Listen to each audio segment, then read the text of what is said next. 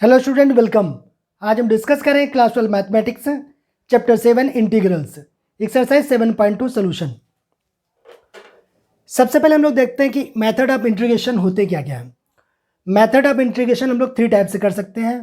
पहला integration by substitution, integration using partial fractions और third integration by parts. ये 3 types हैं जिससे हम लोग इंटीग्रेशन करेंगे। इसके पहले हम लोग 7.1 में जो अभी डिस्कस किया वो सिंपल इंटीग्रेशन थे, जो हमारे बेसिक इंटीग्रेशन था, डायरेक्ट फॉर्मूले बेस्ड थे, उनको बस जस्ट सिंप्लीफाई करके हम लोग कर लेते थे। बट अब जो हम लोग स्टार्ट करें 7.2 से इसके आगे जो भी है उसमें डायरेक्ट नहीं होगा, उसमें हम लोग कुछ मेथड ऑफ इंटीग्रेशन होते हैं उनका यूज़ करेंगे। तो 7.2 के लिए जो हम लोग यूज़ करेंगे इंटीग्रेशन बाय सब्स्टिट्यूशन, और उसके जो आगे एक्सरसाइज है उनमें हम लोग ये भी यूज़ करेंगे, integration using partial fraction and integration by parts. Exercise 7.1 के लिए कुछ इंपॉर्टेंट फॉर्मूले भी हैं। इसके बेसिक जो फॉर्मूले हैं, जो कि स्टैंडर्ड फॉर्मूले हैं, वो ऑलरेडी हम लोग डिस्कस कर चुके हैं। बट इसके कुछ और भी फॉर्मूले हैं जो हमारे 7.2 में यूज़ होंगे। वो क्या क्या है देख लीजिए। Integration of tan x dx, integration of cot x dx, integration of sec x dx and integration of cosec x dx। ये 4 फॉर्मूले और हैं ट्रिग्नोमेट्रिक जो हमें आने चाहिए। ठीक है, first integration of tan x होता है log mod of sec x plus का c। ये होता है log mod of sin x plus c, और sec x होता है log mod of sec x plus tan x plus c, और cosec x होता है log mod of cosec x minus cot x plus c। ठीक है, पहला tan x क्या हुआ, log mod sec x plus c, cot x क्या हुआ, log mod sin x, sec x क्या हुआ, log sec x plus tan x, और cosec x क्या हुआ, log cosec x minus cot x। देखिए इसके जो प्रूफ है आप लोग बुक में देख लीजिएगा, एनसीईआरटी में बड़ा सिंपल है, इसमें कुछ है ही नहीं है कि जो बताने लायक हो, तो इसके प्रूफ हम नहीं करा रहे हैं। ठीक है, ये प्रूफ इसका देखना देख लीजिए बुक में, बहुत सिंपल है। ठीक है, हम लोग डायरेक्ट क्वेश्चन पे डिस्कस करेंगे। ठीक है, तो मेथड ऑफ हम लोग इंटीग्रेशन जो फर्स्ट देख रहे हैं वो क्या है, इंटीग्रेशन बाय सब्स्टिट्यूशन। सब्स्टिट्यूशन का मतलब क्या होगा कि ऐसा कोई फंक्शन जिसका हम डायरेक्ट इंटीग्रेशन नहीं कर पाएंगे, उसमें कुछ हमें लेट करना पड़ेगा। अगर हम डिफरेंशिएशन में जाएं, सबसे पहले डिफरेंशिएशन की बात करते हैं। अच्छा बताइए, e की पावर x का डिफरेंशिएशन जब होता था पहले स्टैंडर्ड, तो आप लोग बोलते थे e की पावर x होता है, कोई प्रॉब्लम नहीं होता था, सिंपल इंटीग्रेशन होता था। लेकिन अगर वहीं पर d by D x of e की पावर 3x आ गया, मीन्स स्टैंडर्ड फंक्शन नहीं हुआ, ये कंपोजिट फंक्शन आ गया।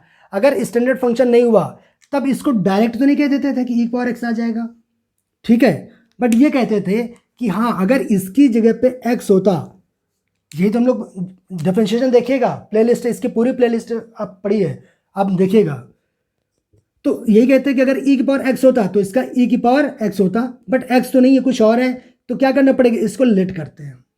तो क्या करते हैं हम लोग इसमें, late 3x equal to t करते हैं। ठीक है, तो यहां से क्या आ जाता है, d by D x of e की पावर t आ गया। प्रॉब्लम क्या है कि हम differentiate with respect to x कर रहे हैं, जिसके रेस्पेक्ट में करना हो तो नीचे आता, यहाँ पे t के फॉर्म में है वेरिएबल हमारा, कैसे कर सकते हैं, यहाँ पे तो x चाहिए या फिर ये t के रेस्पेक्ट में कर दें। तो इसके लिए हम लोग चेन रूल लगाते हैं, और उसके लिए क्या करते थे, dt का ऊपर नीचे, यही तो सीखा था कि dt को ऊपर नीचे मल्टीप्लाई करते हैं। वो अलग की बात, जब प्रैक्टिस होती तो इतना नहीं करते, हम लोग डायरेक्ट करते थे। याद है शुरुआत जब सीखना चालू किया तब dt अपॉन dt करते थे, फिर बाद में इसी को हम लोग डायरेक्ट करना सीख गए थे। तो क्या करते थे, अब इसको dt को यहाँ ले आते थे, d by D T of e की पावर t, और इसको कर लेते थे d बाई, ये dx यहाँ ले आओ, dx को यहाँ भेज दिया ऐसे, तो d by D x of t, और t की वैल्यू यहाँ पुट कर देते थे। अब ये d by D T of e की पावर t स्टैंडर्ड बन गया, तो e की पावर t आ जाता है, और d by D x of ये t, इसको क्या कर दें, t की वैल्यू x के टर्म में, यही तो है, चूंकि x के टर्म में डिफरेंशिएशन कर रहे हैं, तो यहाँ क्या रख देते थे, 3x, 3 कॉन्स्टेंट बाहर आ जाता है, e की पावर 3x और x का 1 हो जाता है। तो यही तो आंसर आता है, 3 इंटू ई की पावर 3x। यही डिफरेंशिएशन करके आता था। जब हमें प्रैक्टिस हो गई थी तो हम लोग डायरेक्ट करते थे। कैसे? देखिए, डिफरेंशिएशन अगर अच्छा आता तो इंटीग्रेशन आपको और इन्जॉय करोगे, आप अच्छे से आ जाएगा। अगर डिफरेंशिएशन नहीं आता तो पहले आप लोग डिफरेंशिएशन जरूर स्ट्रॉन्ग करिए, ठीक है। अगर हमें इसे डायरेक्ट करना होगा, नहीं हम इतना नहीं करेंगे, तो इसके लिए भी सीखा हमने। जैसे जब ये तो इनिशियल स्टेज में करते थे, फिर क्या करते थे, अगर इसकी जगह पे क्या होता, एक्स होता, क्वेश्चन करते हैं, तो इसका डिफरेंशिएशन ई की पावर एक्स होता, एक्स यहाँ पे 3x है तो 3x आता।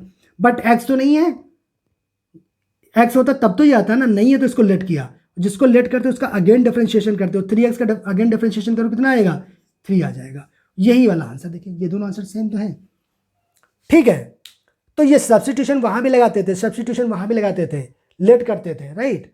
तो हमारा इंटीग्रेशन में भी तो यही होगा, सिमिलर इंटीग्रेशन में भी यही करेंगे, यहां पर भी लेट करना पड़ेगा। तो डिफरेंशिएशन वाली कहानी आपको याद आ गई ना। अब देखिए, अगर इंटीग्रेशन अब देखेंगे तो आप लोग को अच्छा लगेगा इसमें। अगर इंटीग्रेशन ऑफ ई की पावर एक्स हो तो आप लोग डायरेक्ट बताते हैं ई की पावर एक्स प्लस सी आएगा, आपको पता है। हाँ, अगर यहीं पे ई की पावर 3x आ गया और इसका इंटीग्रेशन करना है, तब आपका इसका इंटीग्रेशन कैसे बता पाएंगे, ये तो स्टैंडर्ड फंक्शन है ही नहीं है। तो क्या करना पड़ेगा, अगर स्टैंडर्ड फंक्शन होता तब तो कर पाते, नहीं है तो नहीं है तो उसको स्टैंडर्ड फंक्शन बनाने की कोशिश करते हैं। तो इसको यहाँ पे लेट करना पड़ेगा, इसलिए बोलते हैं इंटीग्रेशन बाय सब्स्टिट्यूशन, यानी कुछ यहाँ सब्स्टिट्यूट करेंगे, लेट करेंगे।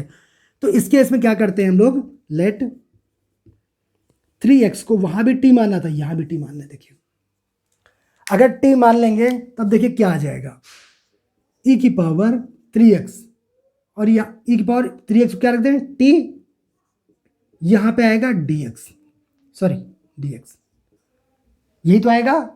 अब देखिए अगेन, जैसे अभी डिफरेंशिएशन में बोला था, यहां x के रिस्पेक्ट में इंटीग्रेशन कर रहे हैं, लेकिन वेरिएबल किसके टर्म में, t की फॉर्म में है। तो क्या करें, इसको भी t की फॉर्म में कन्वर्ट करना पड़ेगा, और इसको t की फॉर्म में कन्वर्ट करने के लिए उसमें dt अपॉन dt कर लेते थे, चेन रूल लगाते थे। बट यहां पे नहीं, यहां पे क्या करेंगे, जिसको लेट किया उसका डिफरेंशिएशन करेंगे, जिसको लेट किया उसका डिफरेंशिएशन करेंगे। तो क्या करेंगे, differentiate with respect to x, ठीक है। अगर इसका डिफरेंशिएशन करेंगे दोनों साइड में तो बोले क्या आएगा, 3 तो कांस्टेंट है, x का डिफरेंशिएशन 1 आ गया, equal to d by D x of t, यही आएगा क्या, यानी कि ये 3 हुआ, ठीक है। तो इसको क्या ले सकते हैं, dx क्रॉस मल्टीप्लिकेशन कर दीजिए, ये हो गया 1/3 dt। कोई प्रॉब्लम तो नहीं आता है। अच्छे समझिएगा, स्टार्टिंग सब्स्टिट्यूशन अगर आ गया तो आप लोग आगे एक्सरसाइज में कर पाएंगे। अगर यही नहीं आया तो फिर इंटीग्रेशन आपको मुश्किल लगना चालू होगा, इसलिए मैं यहाँ पे टाइम दूंगा। आगे थोड़ा फास्ट करेंगे, बट यहाँ पे मैं टाइम दे रहा हूँ, ये थोड़ा स्लो है, ठीक है, स्लोली आपको समझाने की कोशिश कर रहे हैं। जिसको आप लेट करेंगे इंटीग्रेशन में, उसको अगेन डिफरेंशिएशन करेंगे। डिफरेंशिएशन इसलिए कर रहे हैं कि यहाँ पे dx है और यहाँ t है, तो इसको भी dt लाना चाहते हैं, इसको भी t के रिस्पेक्ट में करना चाहते हैं। तो यहाँ से क्या कर लिया, इसको डिफरेंशिएट किया और dx की वैल्यू निकाल लिया, क्या 1/3 dt। अब dx की वैल्यू यहाँ पुट कर दीजिए तो क्या हो जाएगा, 1/3 dt। तो इसको हटा दें, अब इसको हटा दे रहे हैं, 1/3 dt। बताइए, यहाँ तक कोई प्रॉब्लम तो नहीं आएगी, मुझे लगता है आप लोग को क्लियर हो गया होगा। अब बताइए, 1/3 तो कांस्टेंट है, इंटीग्रेशन के बाहर रख लिया, अंदर क्या बचा, e की पावर t dt। और e की पावर x dx होता है तो क्या होता है, e की पावर x। तो सिमिलरली ये क्या हो गया, 1/3 e की power t plus integrating constant c, और t की वैल्यू पुट कर दीजिए। क्यों, t तो आपने माना ना, इन्होंने दिया नहीं था क्वेश्चन में, तो क्वेश्चन में तो आंसर वही होगा जो दिया जाएगा उसकी फॉर्म में, x की फॉर्म में आंसर होगा। तो क्या हो जाएगा, 1/3 e की पावर 3x प्लस का c, ये आपका आंसर होगा। ठीक है, मुझे लग रहा है आप लोग को क्लियर हो गया होगा। ठीक है, अब एक क्वेश्चन करते हैं।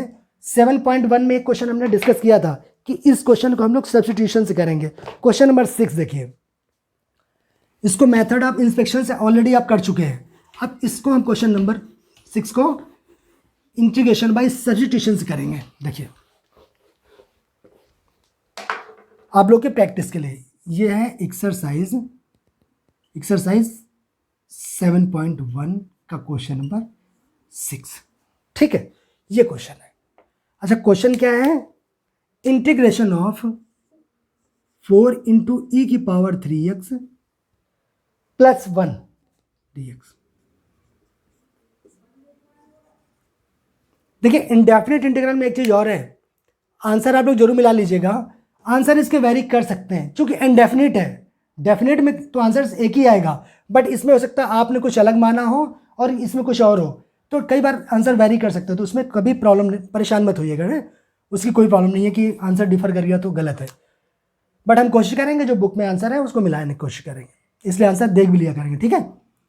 अब इसको क्या करेंगे, अगर इसको आप सिंपल कुछ नहीं सोच रहे हैं तो आप इसको कहेंगे काम करते हैं बीच और प्लस इसको अलग अलग कर लें। पहला जो देखने तरीका क्या यही होगा कि मुझे कुछ नहीं पता, बीच और प्लस से काम करते हैं, इसको अलग अलग कर देते हैं, ऐसे सोचेंगे आप, ठीक वैसे हम भी सोच ले रहे हैं। तो 4 इंटू ई की पावर 3x dx कर दिया प्लस 1 dx कर दिया, जो आपने सोचा वही हमने सोच लिया। उसके बाद आप ये कह रहे हैं कि ये कांस्टेंट इंटीग्रेशन के अंदर इसको बाहर कर दिया, अंदर क्यों है, तो ठीक है कर देते हैं, जो आपने सोचा वही हम कर रहे हैं। तो ये dx है, 1 dx मीन्स dx है, लेकिन अगर यहीं पे e की पावर x होता तो इसका इंटीग्रेशन आप इजीली कर लेते हैं, तो e की पावर x का e की पावर x कर देते और आंसर आया था फटाफट, कुछ भी नहीं करना था।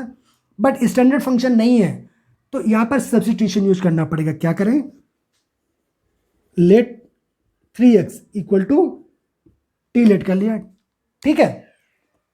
अब जिसको लेट करते उसका डिफरेंशिएशन करते हैं, अभी हमने डिस्कस किया था, इसका डिफरेंशिएशन करिए x के रिस्पेक्ट में 3, x का 1 हो गया, ठीक है, x का 1 हो गया तो 1 नहीं लिखा, डी बाई डी साहब टी, कोई प्रॉब्लम तो नहीं है। इसका x का रिस्पेक्ट किया 1 आ गया, 3 कॉन्स्टेंट बाहर आ गया, टी का क्या हो गया डी बाई डी साहब टी, यहाँ से dx की वैल्यू निकाल लीजिए, तो dx वैल्यू अभी भी हमने थोड़ी देर पहले निकाला था 1/3, और अभी भी निकाल लीजिए, तो यहाँ से क्या हो गया 4, ये हो गया e की पावर t, और dx यहाँ पे क्या रख दें 1/3 dt इंटू 1/3 dt प्लस ये एज इट इज रहेगा, ठीक है, इक्वल टू ये 3 बाहर ले जाओ, 1/3 बाहर आएगा तो 4/3 हो गया, ये हो गया e की पावर, चलिए एक बार और लिख दे रहे हैं e की पावर t dt।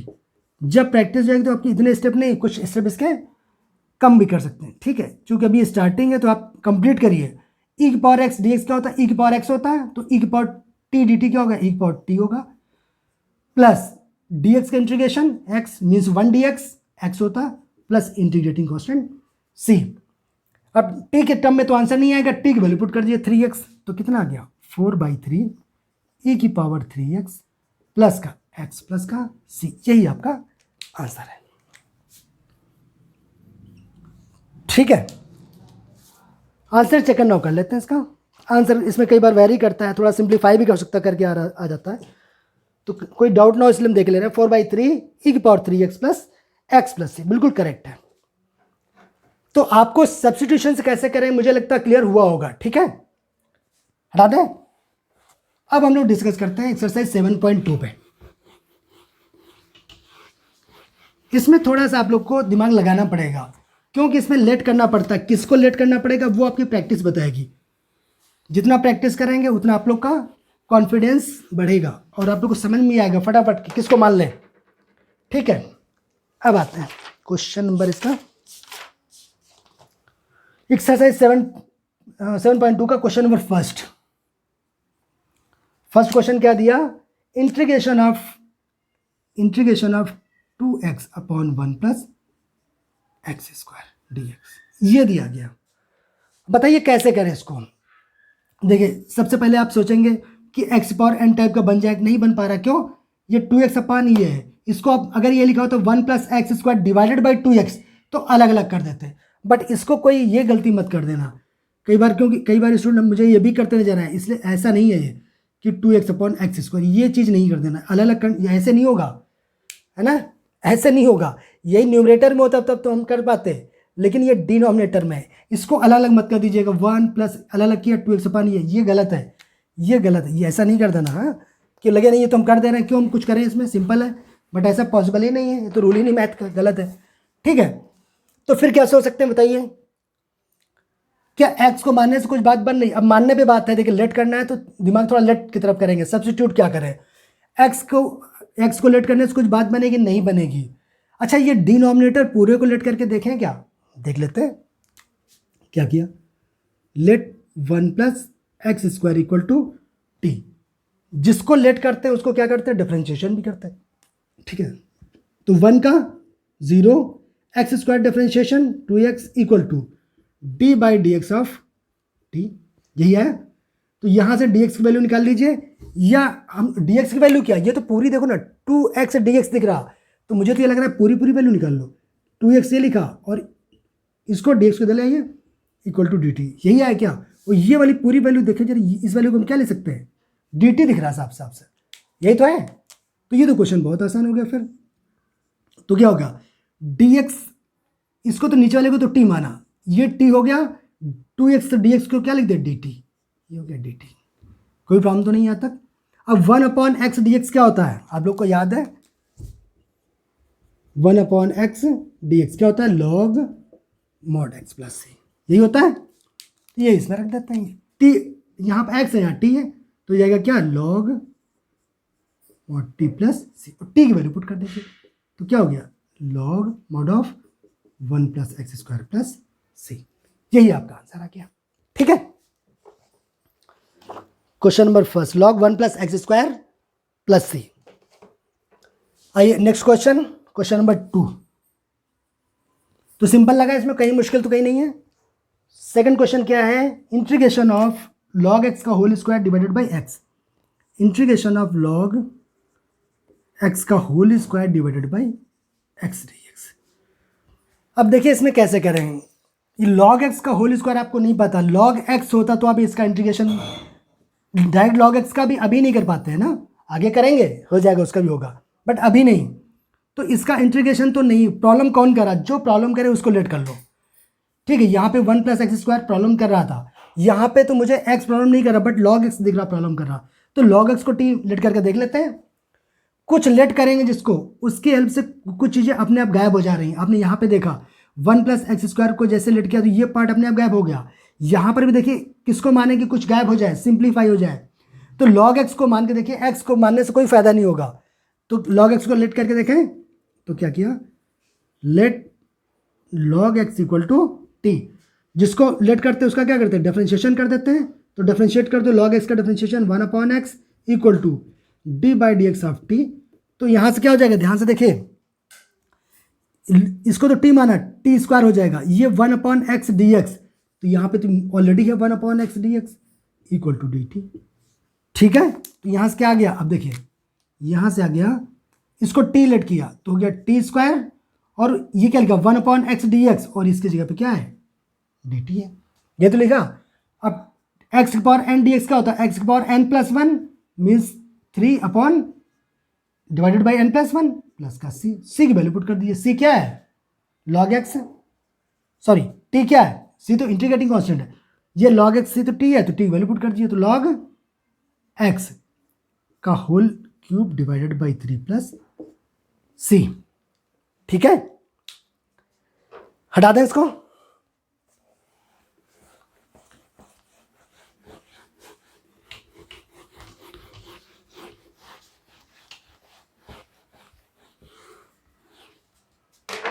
आइए क्वेश्चन नंबर थर्ड,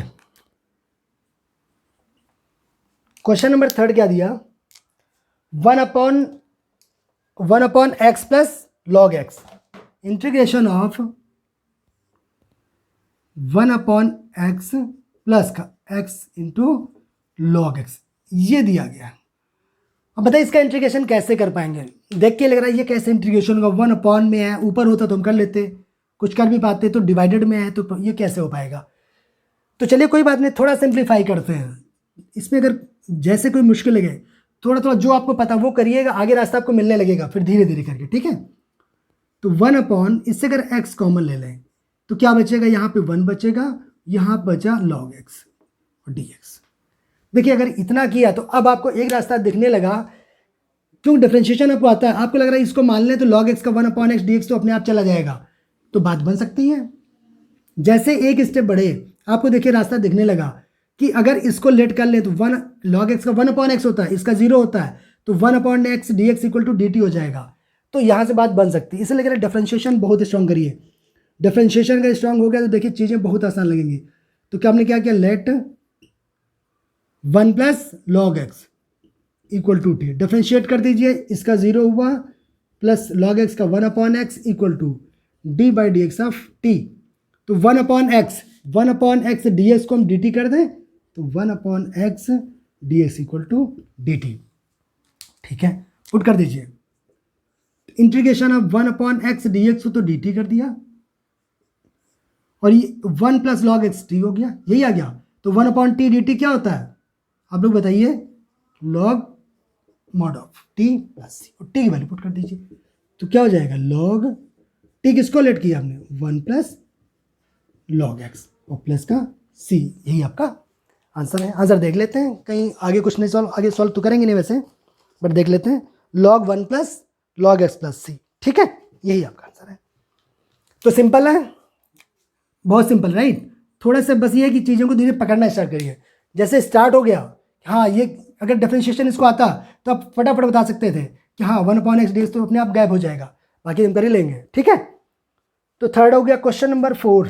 देखिए फोर्थ क्वेश्चन क्या है? Sine x into sine cos x bracket में, इसका इंटीग्रेशन निकालना। बताइए क्या हो सकता है? देखिए ये साइन ब्रैकेट में x की जगह पर cos x है, बताइए कैसे कर पाओगे आप? कहाँ पे लग रहा है कि इसको माने? कि कोई कह सकता है साइन x को t मान लें, बट साइन x को t मानने से ये पूरा गैप नहीं हो जाएगा, ये कैसे हटेगा? लेकिन अगर ध्यान से देखो, अगर ये अंदर वाले को t मान लो तो इसका differentiation sine minus sine x होता है, तो बात बन जाएगी, है ना, बात बन सकती है। हो सकता है एक बार जो सोचे वो नहीं हो, लेकिन सोचने की ट्राई तो करेंगे। जब एक दो बार सोचेंगे तो सही से फिर आप लोग सोच भी पाएंगे। तो let cos x equal to t, इसका डिफरेंशिएशन कर दो तो माइनस का sine x equal to d by D x of t. तो यहाँ से साइन एक्स और डी एक्स की वैल्यू तो निकाल सकते हैं डी टी के टर्म में, तो यहाँ से निकाल सकते हैं sine x d x equal to minus का डी टी, कोई प्रॉब्लम तो नहीं है। तो यहाँ से अब देखिए क्या आ गया, साइन एक्स डी एक्स के स्थान पे माइनस डी टी आ गया, तो माइनस तो बाहर ले लिया, अंदर डी टी रख दिया। और साइन, ये वाला साइन तो ठीक है, इस वाले को टी माना था तो साइन टी हो गया, ठीक है। तो क्या हो गया? साइन टी, और ये साइन एक्स डी एक्स को माइनस डी टी दिए, तो अब सब तो सिंपल बिल्कुल हो गया, तो कोई बचे नहीं है। साइन एक्स का इंटीग्रेशन क्या होता है? चलिए बताइए, integration of sign x d x क्या होता है? कोई डायरेक्ट बोलेगा कॉस एक्स प्लस सी, ये भी लोग बोलेंगे, बट याद रखिएगा साइन एक्स का डिफरेंशिएशन होता है कॉस एक्स, डिफरेंशिएशन है तो cos x, but sine x का जो इंटीग्रेशन होता है वो माइनस का कॉस एक्स होता है। साइन एक्स का डिफरेंशिएशन होता है कॉस एक्स का इंटीग्रेशन होता है sine x, but sine x का जो इंटीग्रेशन होता है वो माइनस का कॉस एक्स। फॉर्मूला याद होंगे आप लोग को, फिर भी चलिए हमने लिख दिया। तो इसका माइनस का कॉस एक्स, तो माइनस का कॉस टी प्लस का सी, टी की वैल्यू पुट कर दीजिए, माइनस इंटू माइनस प्लस, ये हो गया कॉस, टी किसको लेट किया? कॉस एक्स को, प्लस का सी, यही आपका आंसर हो गया, ठीक है। कोई प्रॉब्लम तो नहीं है तक? हटाते हैं।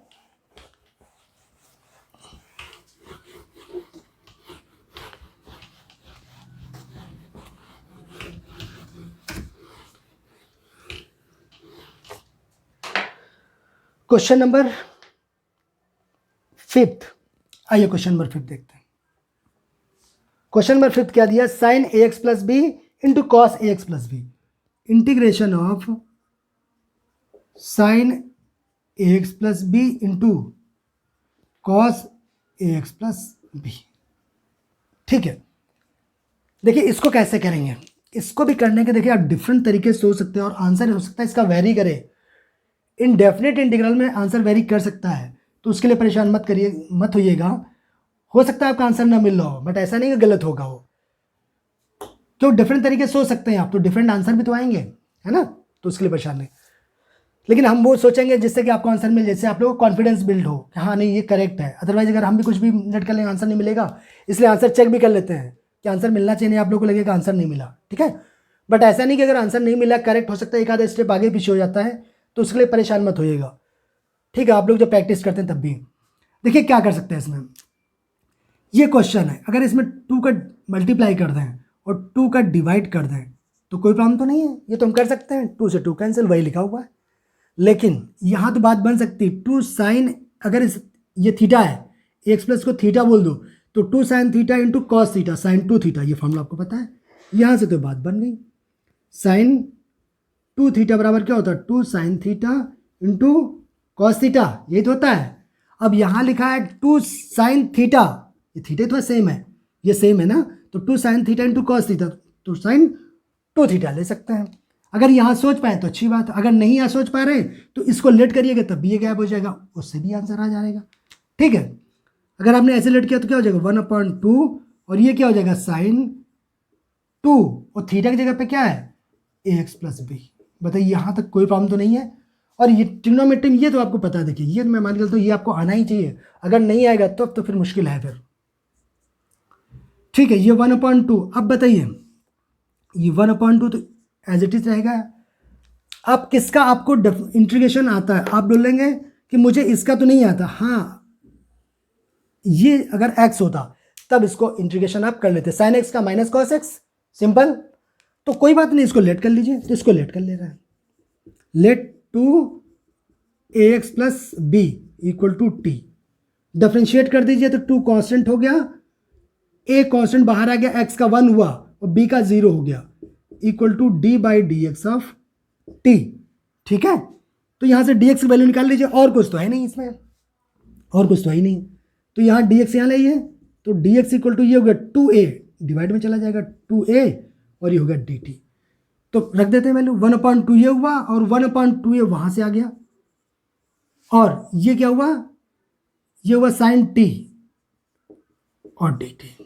देखिए ये t लेट किया तो साइन t आ गया, dx की जगह पर dt, और 1/2 है तो 1/2 ये कांस्टेंट बाहर आ गया, dt अंदर आ गया, तो ये कितना हो गया 1/4a, और साइन t dt। अब बताइए क्या होता है, माइनस का कॉस टी, ये तो होता है, तो माइनस बाहर लगा दें या ऐसे लिख दीजिए कॉस टी और प्लस का c इक्वल टू माइनस का 1/4a और कॉस टी, टी की वैल्यू क्या है जो लेट किया था जिसको, क्या है 2 times ax plus b plus का c, यही आपका आंसर होगा।